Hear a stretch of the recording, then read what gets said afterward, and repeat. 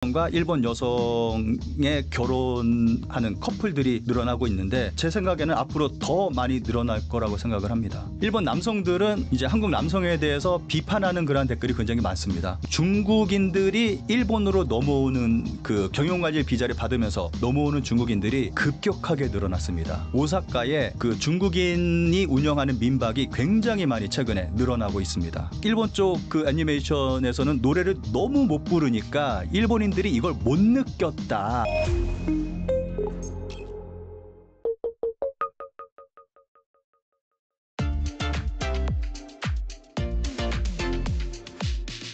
아무튼 간에 한 일본 결혼 정보 회사에 따르면 한국 남성과 일본 여성의 결혼 건수가 지난해 대비 한 40% 증가를 했다. 이 한일 그 한 쌍을 이루는 뭐 결혼 건수 같은 경우에는 뭐 사상 최대치다. 이런 기사가 최근에 나왔거든요. 그 이유가 무엇일까요? 아무래도 한류 영향이 가장 크죠. 일본 여성들이 한국 남성에 대한 어떤 환상 같은 게 있습니다. 아무래도 드라마 때문에 만들어진 어떤 고정관념이라고 볼 수 있겠죠. 그런 환상 때문에 한국 남자를 굉장히 좋아합니다. 그래서 한국 남자하고 결혼하고 싶어하는 그러한 일본 여성들이 굉장히 많습니다. 그리고 또 반면에 한국에는 일본 여성하고 결혼하고 싶어하는 또 한국 남성들이 또 굉장히 많고, 그러니까 서로 이게 딱 들어맞는 거죠. 그래서 이제 한국 남성과 일본 여성의 결혼하는 커플들이 늘어나고 있는데 제 생각에는 앞으로 더 많이 늘어날 거라고 생각을 합니다. 왜 한국 남성과 일본 여성의 결혼이 많아지고 있는지에 대해서 분석하는 그러한 영상이 유튜브에 많이 있습니다. 특히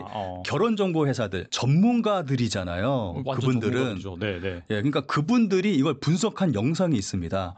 궁금하시면은 제가 직접 말씀드리는 것보다 그런 영상을 보시는 게 더 좋을 거라고 생각을 합니다. 네. 제 개인적인 얘기를 말씀을 드린다면 저도 일본 여성하고 좀 오랜 기간 좀 교제를 했었거든요. 한국 남성을 굉장히 좋아합니다. 환상을 가지고 있어요. 진짜로. 네. 한 예를 든다면은 제가 이제 제 여자친구를 만나러 일본에 갔어요. 근데 여자친구가 이제 머리를 깎으러 미용실에 갔거든요. 머리 다 깎고 머리까지 감고 이제 집에 가려고 딱 일어섰는데 여자친구 얼굴에 머리카락이 이렇게 하나가 묻어 있는 거예요. 네. 그래서 제가 그걸 이렇게 살짝 떼줬어요. 그랬더니 그 미용실에 있는 스태프들이 전부 다 우와 그러면서 놀라면서 너무 깜짝 놀랐어요. 제가 그 당시에. 그래요? 당혹스러울 정도로 우와 역시 한국 남자 그러면서 야사시 친절하다 그러면서 상냥하다 그러면서 놀라는 거예요. 그러니까 일본인들이 한국 남자에 대해서 어떠한 생각을 가지고 있는지 이 한 예를 통해서 확실하게 알 수 있는 거죠. 하긴 뭐 한국 남자가 친절하긴 하죠. 일본 남자는 그런 게 없다고 하더라고요. 네. 또 얘기를 드린다면 식당에 가서도 감동합니다. 일본 여성들이. 한국 남자들은 보통 식당에 가면은 이제 뭐 숟가락도 놔주고 냅킨 깔아서 그렇죠. 숟가락 놔주고 또 물도 따라주고 뭐 하잖아요. 네. 일본 여자들이 감동해요. 그러면 일본 남자들은 이런 거 절대 안 한다면서. 그래서 그런 거 하나하나에 좀 감동을 합니다. 뭐 가방 들어준다거나 뭐 하나 해준다거나 뭐 그러면은 그래서 감동을 해요. 예, 그런 게 있습니다. 또 아무래도 또 한국 남자 입장에서는 좀 일본 여성들이 그러한 감동을 하는 것도 굉장히 기쁘고 그거 더 해주고 싶죠 그러면. 또 리액션이 굉장히 좀 크거든요. 일본 여성들. 뭐 좀 그런 거 있잖아요. 일본인들이 하는 막 이러면서 좀 리액션이 크다 보니까 또 거기서 느껴지는 또 기쁨이 또 있고 그러다 보니까 서로 이게 좋은 뭐 좀 그런 게 있는 것 같습니다. 말씀 들어보니까 정말 그 결혼 비율이 높아질 수밖에 없겠네요. 진짜. 네. 앞으로 더 많아질 거라고 생각합니다. 그리고 해당 기사가 야후 재팬 포털에 이제 걸리자 뭐 댓글이 무려 한 1만 개 이상 달렸다 그런 얘기가 있더라고요. 그러니까 일본인들의 반응이 좀 궁금할 것 같아요. 어떤 뭐 반응인가요? 일본 남성과 여성의 반응이 갈립니다. 이거 확실하게 당연히 좀 그렇겠죠. 네네. 일본 남성들은 이제 한국 남성에 대해서 비판하는 그런 댓글이 굉장히 많습니다. 그만해라. 왜 일본까지 와서 이러냐. 니들 그냥 한국에서 그냥 한국 여자하고 결혼해라. 왜 일본에서 그러냐. 좀 뭐 그런 반응이 굉장히 많고 일본 여성들은 좀 반기는 그런 분위기죠. 아무래도 이제 한국 남성을 좋아하다 보니까 이제 한국 남성과 결혼하고 싶다. 심지어는 제 지인 중에서는 한국 남성이 아니면은 사귀고 싶지도 않다. 이러한 여성들도 몇 명 있습니다. 제 주변에 제 지인 중에는 꼭 한국 남성과 사귀고 싶다. 꼭 한국 남성과 결혼하고 싶다. 좀 이러한 사람도 있을 정도입니다. 야, 정말 극과 극으로 갈리네요, 진짜. 네. 최근에는 일본만이 아니라 유럽의 여성들도 한국 오빠 만나고 싶다. 이런 사람들이 많습니다, 진짜로. 우리나라 전반적으로 약간 평균 이상의 자상함을 갖고 있나 보네요. 드라마의 영향이 크다고 생각합니다. 저는 드라마의 영향이. 아니 그럼 너 드라마 네. 너무 많이 보면 실망할 텐데. 그래서 그런 말 하잖아요. 드라마 보고 한국 남자는 다 잘생겼다고 생각을 했는데 실제로 와 보니까 그렇지 않다. 뭐 그렇죠. 그런 외국인들이 네. 좀 있잖아요. 현실은 네. 많이 다르죠. 네.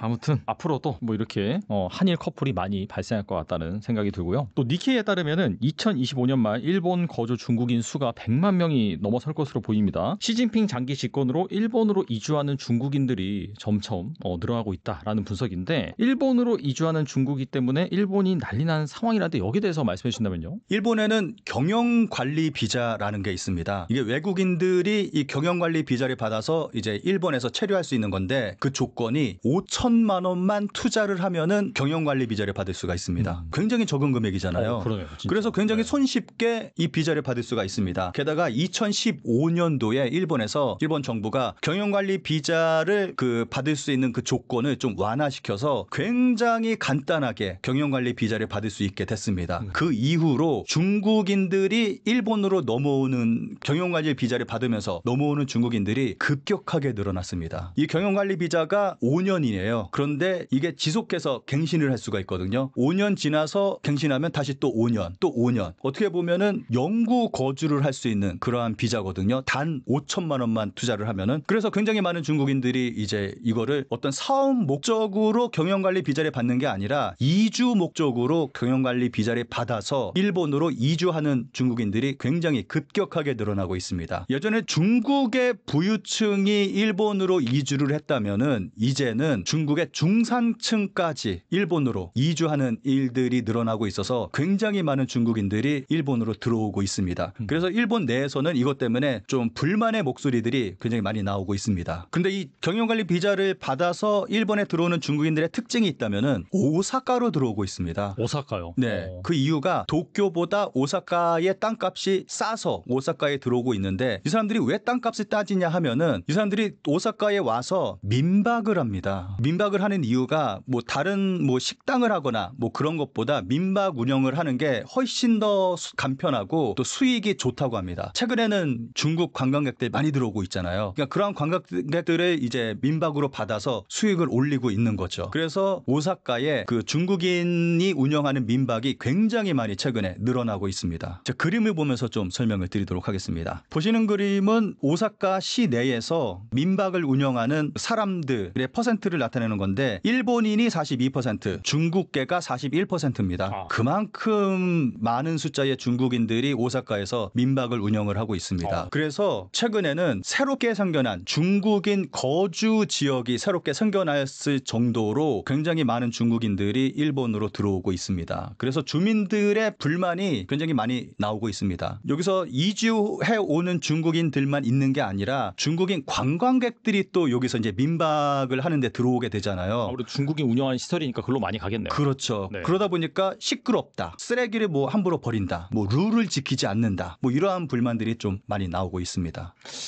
이거 진짜 사회적으로 문제가 될 수밖에 없겠네요, 진짜. 그리고 K-팝 데몬 헌터스가 넷플릭스 애니메이션 1위를 차지한 데 이어서 미국 빌보드 핫 100에서 이 주요 곡이죠, 골든이라는 곡, 그게 이제 1위에 등극을 했습니다. 그럼에도 불구하고 일본에서는 그다지 인기를 끌지 못하고 있다라고 하는데 기사도 뜸했하고 해요. 소니에서 배급을 했음에도 일본에서 이 K-팝 데몬 헌터스가 히트하지 못한 이유는 무엇일까요? 이거는 일본의 더빙 문화를 좀 봐야 되거든요.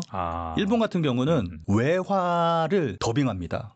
우리나라는 옛날에 이제 TV에서 이제 외화 방영할 때 이제 성우들이 더빙을 해서 방송을 내보내고 그랬잖아요. 진짜 옛날에 그랬죠. 예. 네. 근데 일본은 아직까지도 좀 그런 더빙 문화가 남아 있습니다. 그리고 일본인들도 이렇게 더빙하는 걸 선호하고 그래서 일본에서 넷플릭스 보면은 일본 더빙된 그러한 영화들이 굉장히 많습니다. 영화, 드라마, 외국 것들 일본어로 더빙된 심지어는 한국 가수들도 일본에서 이제 활동할 때는 일본어로 노래를 해서 노래를 또 부르고 일본인들에 맞춰서 불러서 일본 가사로 번역해서 노래를 부르기도 하고 좀 이러한 문화가 있거든요. 그래서 이번에 캐대언이 좀 문제가 된 부분이 가장 많이 지적을 받고 있는 부분이 노래 부분입니다. 더빙을 했는데 일본에서는 노래까지 더빙을 해서 노래까지 번역을 해서 일본 가수가 노래를 불렀어요. 그런데 이 가수가 무명 가수라고 합니다. 그다지 유명하지 않은 무명 가수를 섭외를 해서 노래를 부르게 시켰는데 그 노래 실력이 너무 형편없습니다. 제가 처음에 이거 보고 너무 웃겨가지고 그냥 박장대소를 하면서 봤거든요. 그 노래 실력이 정말 너무 깜짝 놀랄 만큼 너무 노래를 못 불렀어요. 유튜브 찾아보시면은 한국 버전, 그러니까 원본 오리지널 버전과 일본 버전 비교하는 그런 영상들이 꽤 있거든요. 보시면은 정말 깜짝 놀랄 겁니다. 정말 깜짝 놀랄 정도로 노래를 못 불렀어요, 일본 가수가. 그러다 보니까 이 캐대언이라는 게 좀 어떻게 보면 뮤지컬 형식의 애니메이션이잖아요. 그렇죠. 내용과 함께 이 음악이 들어가면서 거기서 이제 이게 합쳐지면서 보는 사람이 카타르시스를 쫙 느끼게 되는, 그 노래에서 이제 하이라이트 부분에서 카타르시스 쫙 느껴지고 닭살이 쫙 돋고 맞아요. 네. 우와 하는 그런 느낌이 들어야 되는데 일본 쪽 그 애니메이션에서는 노래를 너무 못 부르니까 일본인들이 이걸 못 느꼈다. 감정이입이 안 되는군요. 그렇죠. 감정이입이 안 된다라고 하는 의견이 가장 많습니다. 너무 못 불렀어요, 진짜. 이 끝나고 가서 봐야겠네요. 얼마나 불렀는지. 예, 꼭 한번 보세요. 웃음밖에 안 나옵니다, 진짜. 헛웃음 나옵니다. 아, 근데 저도 그 유니버셜 스튜디오 갔고 뭐 디즈니랜드도 가봤는데 거기에서 나오는 그 원래 이제 그런 캐릭터, 뭐 해리포터도 마찬가지고 원래는 그 익숙한 그런 영화가 나와야 되는데 다 일본어가 나오더라고요. 확실히 네. 일본은 그 무조건 현지 언어로 이제 이렇게 해서 더빙해서 하는 게 그냥 고착화돼 있나 보네요. 좀 미국하고 좀 비슷한 것 같아요, 그런 부분이. 미국인들 자막 있는 영화 안 보잖아요. 아, 그것도 몰랐어요. 미국인들 자막 있는 영화 안 봅니다. 아. 심지어는 제가 본 미국 영화에서는 어떤 블루 칼라의 직업을 가진 그 남성이 여성에게 외국 영화 보러 가자, 극장에 보러 가자 그랬더니 야, 네가 자막 있는 영화를 본다고? 좀 그러면서 비꼬는 그러한 씬을 제가 본 적이 있거든요. 그러니까 미국 사회에서는 그만큼 이제 자막 있는 영화를 보는 층은 아무래도 좀 이제 수준 있는 좀 상류층, 뭐 좀 그렇게 생각하는 인식이 좀 있는 것 같더라고요. 근데 일본도 좀 그렇게 그 자막보다는 더빙을 선호하는 문화가 좀 강한 것 같습니다. 좀 그런 것 때문에 좀 이러한 일도 벌어지고 있고, 그리고 또 자막 그 더빙 때문에 일본에서는 정말 큰 문제가 벌어지기도 하거든요. 이게 잘못하다 보니까 뭐 한 10년 전쯤에 네. 일본 방송국에서 한국에 와서 인터뷰를 한 적이 있었어요. 그래서 한 여고생에게 인터뷰를 했는데 질문이 일본에 대해서 어떻게 생각을 하느냐에 대한 질문이었는데, 여고생은 뭐 일본 좋아한다, 일본 애니메이션도 인기가 있고 좋아하고 일본 좋아한다라고 그런 식으로 굉장히 긍정적으로 대답을 했는데, 일본 같은 경우는 뉴스까지도 더빙을 합니다. 이러한 인터뷰까지 더빙을 해요. 그 심지어는 뉴스 방송도 성우가, 전문 성우가 이제 뉴스를 이제 방송을 진행을 하면서 이제 녹음된 그런 그 뉴스를 전하는 그런 것까지, 뭐 기자나 아나운서 이야기하는 게 아니라 성우가 네. 뉴스를 전하는 그런 것까지 있거든요. 근데 그 당시에 그 여고생이 말한 거를 더빙이 나갔는데, 나 일본 싫어한다, 일본은 한국을 괴롭히지 않느냐, 그래서 일본이 싫어한다, 이런 식으로 굉장히 비판적으로 안 좋게 더빙을 한 거예요. 완전히 반대되는 내용으로. 그걸 의도적으로 봐야겠네요, 그건. 의도된 거죠. 그 당시에 굉장히 혐한이 일본에서 굉장히 막 심했던 시기였거든요. 좀 의도된 걸로 볼 수가 있는 거죠. 근데 이게 들켰어요. 아무래도 여고생이 말한 그 원본의 음성이 이제 좀 자그마하게 들리니까 이게 이제 일본에서 이제 한국어를 할 줄 아는 사람들이 이걸 듣고 이제 크게 논란이 됐던 거죠. 그게 또 한국에서도 알려지면서 이게 한국과 일본에서 굉장히 크게 논란이 됐던 적이 있습니다. 그런 탓인지 지금 일본 뉴스 보면은 인터뷰하면은 더빙을 하는데 원본 음성은 지금은 거의 들리지 않게 완전히 음소거를 해버리더라고요. 지금은. 예, 좀 그런 경향이 있어서 일본 뉴스에서 이제 인터뷰하는 거 보면은 신뢰할 수가 없습니다. 그렇겠네요, 진짜. 예, 그래서 정말 많은 사람들이 그 뉴스에서 나오는 인터뷰는 신뢰할 수 없다라고 이야기를 합니다. 좀 이런 더빙의 문제점도 가지고 있습니다, 일본은.